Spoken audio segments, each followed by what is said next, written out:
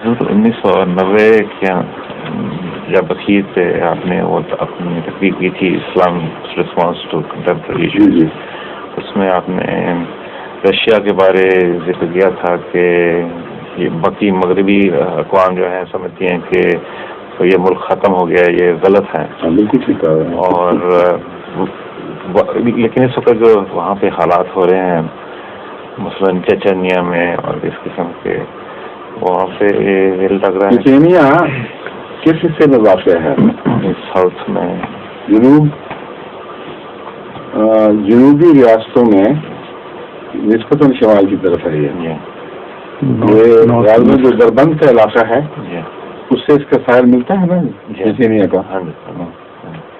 اور یہ وہ علاقہ ہے جہاں ہمیشہ سے ہی اسلامک ریسرجنس کے واقعات ہوتے رہے ہیں، چچینیا میں بھی اور اس کے علاوہ دوسرے 7 کی ریاستوں میں. زار کے زمانے میں بھی صوفی تحریکیں چلتی رہی ہیں اور ان صوفی تحریکوں نے بار بار زار کے خلاف بغاوت کی ہے.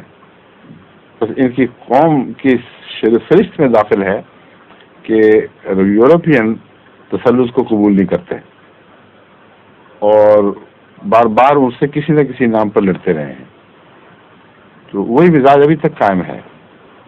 اب اس کو زبردستی دبانے کی جو کوشش کی جا رہی ہے، اس سے رشیا کے لیے اور خطرات پیدا ہوں گے، کیونکہ جہاں جہاں بھی اپنے ہم قوم ہونے کے لحاظ سے ان سے دلچسپی ہوگی، اور ہم قوم سے مراد صرف اسلامی نہیں بلکہ غیر روسی، یورپین روس اور دوسرا روس، ان کے درمیان ایک لکیر زیادہ گہری کھینچی جائے گی اور آپس میں ہمدردیاں اٹھیں گی، اور پھر خواہ اسلام کے نام پر تحریکیں ہوں یا روس سے باہر کی قومی تحریکیں چلیں، اس کے خطرے بڑھ رہے ہیں.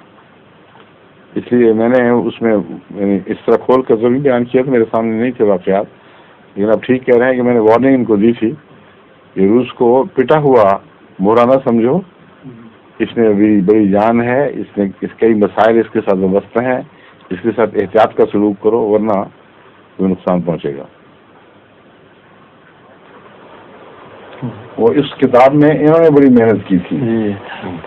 وہ لیکچر تو ہو گیا، لیکن جب اس کو میں نے کتابی شکل میں انہوں نے کہا تو میں نے دیکھا تو اس میں وقت کے لحاظ سے بہت سارے حصے مضمون کے جو نوٹس میں شامل تھے وہ اس میں داخل نہیں ہو سکے تھے. کہیں یہ بھی اشارہ تھا نہیں مل رہا تھا لیکچر میں. ان کو انہوں نے اپنا وقت دیا، بہت قربانی کی، اور جب مجھے وقت ملتا تھا یہ آ جاتے تھے اور میں ان کو ڈکٹیٹ کراتا تھا، پھر یہ لکھتے تھے، پھر ہم اس کو پڑھ کے دوبارہ دیکھتے تھے، پھر یہ مشورہ دیتے تھے کہ یہ مضمون ابھی شاید کچھ اور محتاج ہے کھولنے کا، یا پہلے آپ بیان کر چکے تھے تو دوبارہ کر رہے ہیں. تو اس میں پھر کافی ہمیں محنت کرنی پڑی، کیونکہ ایک دفعہ مضمون چل پڑے اس میں بیچ میں جب داخل کیا جاتا ہے تو پھر کچھ تبدیلیاں آگے پیچھے کہیں نہ کہیں کرنی پڑ جاتی ہیں، ایک سلسلہ شروع ہو جاتا ہے. تو اس لیے کافی مشکل کام ہے. اکثر دنیا والے تقریر پہلے لکھتے ہیں پھر کرتے ہیں، ان کے لیے تو کوئی مسئلہ نہیں. چرچل ہو جو بھی ہو، وہ تقریریں لکھتے ہیں پھر کرتے ہیں اور وہ لکھی لکھائی تقریر چھپ جاتی ہے. میرے لیے مشکل یہ ہے کہ میں لکھ نہیں سکتا تقریر کے لیے. میں نوٹس تھوڑے لکھ لیتا ہوں یا زبانی ذہن میں ترتیب دے لیتا ہوں، اور جو کرتا ہوں وہ وقت کی مناسبت سے چھوٹی کرنی پڑتی ہے، کہیں اوپر سے عبور کر جانا پڑتا ہے. تو بعد میں جب اس کو لکھنے کا وقت ہے پھر محنت کرنی پڑتی ہے. وہ جو پہلے کا ایش تھا نا کہ بغیر لکھے مزے ہو گئے، جلدی سے تقریر کی فارغ ہو گئے، وہ اس کے پیسے دینے پڑتے ہیں بعد میں. یہ وہی کتاب ہے جو اس پہ شاہ صاحب میں ممنون ہوں. جو باقی ہیں ان میں مختلف لوگوں نے محنت کی ہے. ایک جو ہے کرسچینٹی والی، وہ بھی لیکچر تھا، اس کو بھی اسی طرح ہم نے ترتیب دیا. اس میں آصف عمر نے بہت محنت کی، بہت وقت دیا. اور پھر اب ایک آدمی کے اوپر تو اتنا بوجھ نہیں ڈال سکتا میں. پھر جو آخری کتاب یعنی اب تک کی وہ آنے والی ہے، وہ ہے ریشنلٹی اینڈ ریویلیشن. ان کا ٹروتھ اور نالج تک پہنچنے میں ان کا کیا کردار ہے. وہ اس میں باسط، شیخ باسط صاحب بہت محنت کر رہے ہیں، میری بہت مدد کر رہے ہیں، کیونکہ جب میں ان کو ایک دفعہ لکھوا دیتا ہوں مضمون، پھر وہ اس کو اس سسٹم میں داخل کر کے کمپیوٹر پر پھر وہ دیکھتے ہیں، پھر آ کے مجھے کہتے ہیں کہ آپ نے یہ بات فلاں جگہ بھی کہی تھی، تو اس کو رکھیں یا اس کو رکھیں، یہاں سے اس کو اٹھا کے وہاں نہ کر دیں. تو پھر ہم ایک دفعہ وہ تبدیلی کر دیں تو پھر باقی مضمون کا تسلسل ٹوٹ جاتا ہے، پھر اس میں کرنی پڑتی ہے. اور مگر جو چیپٹر نیا لکھوایا جائے وہ نسبتاً آسان ہے. اس میں مثلاً زروسٹریزم پہ جو چیپٹر ہے، اور بھی بہت سے چھوٹے چھوٹے چیپٹر داخل ہوئے ہیں، وہ بالکل نئے لکھوائے ہیں، ان میں ہمیں محنت نہیں کرنی پڑی. لیکن جو پہلے لکھوائے ہوئے تھے ان میں کچھ تبدیلیاں، کچھ زائد کرنے سے کافی محنت پڑ جاتی. اب آخری ایک نیا باب ہے، اس کا اضافہ کیا ہے. اس میں نیا لکھوانے کے باوجود تبدیلی کی ضرورت اس لیے پڑی ہے کہ وہ باب دراصل بہت لمبے وقفوں کے بعد لکھوایا گیا. آج 15 منٹ میرے، میں نے کہا واسطے آ جاؤ مل کے کم کرتے ہیں، لکھوا دیا، اور اس کے بعد ایک مہینے کے بعد وقت ملا، یعنی قریباً 1 سال پہ پھیلا ہوا ہے، کہ کم سے کم 8-10 مہینے. تو پھر لکھوایا. اب یہ مجھے یاد نہیں تھا پوری طرح کہ یہ بات میں وہاں کیا کہہ چکا ہوں اور کون سی داخل ذہنی ترتیب کے مطابق بغیر نوٹس کے یہ لکھوایا گیا تھا.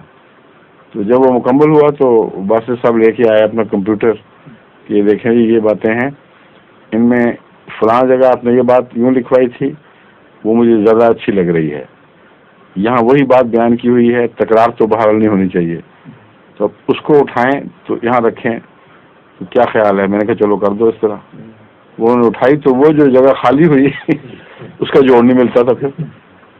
پھر وہ جوڑ ملانے کی کوشش کی تو پتہ لگا کہ یہاں اب کچھ فرق آ گیا ہے سائز میں. تو بڑا مشکل کام ہے. اصل تو یہ ہے کہ وقت پورا ہو، ایک انسان صبح سے شام تک بیٹھے تو ایک کتاب جو ہے وہ اگر ذہن میں مضمون حاضر ہو چند دن میں لکھی جا سکتی ہے. لیکن اگر وقفاً اور تھوڑا تھوڑا وقت ملے پھر بڑا مشکل کام ہے. بہرحال دعا کریں اللہ کرے. اب میرا خیال ہے تکمیل کے آخری مراحل پہ ہے وہ، یعنی میری طرف سے اب ان کو اجازت مل گئی ہے کہ اس کو اب چڑھا دیں کمپیوٹر پر اور تبدیلی کی ضرورت نہیں ہے. اور مگر یہ جو میرا تو اتنی محنت نہیں، میں تو آرام سے بیٹھ کے لکھا دوں گا. باقی بیچارے کو تو لانگ ہینڈ میں لکھنا پڑتا تھا، شارٹ ہینڈ نہیں آتا، لیکن ان کی لانگ ہینڈ کی پریکٹس بڑی اچھی ہے ان کی.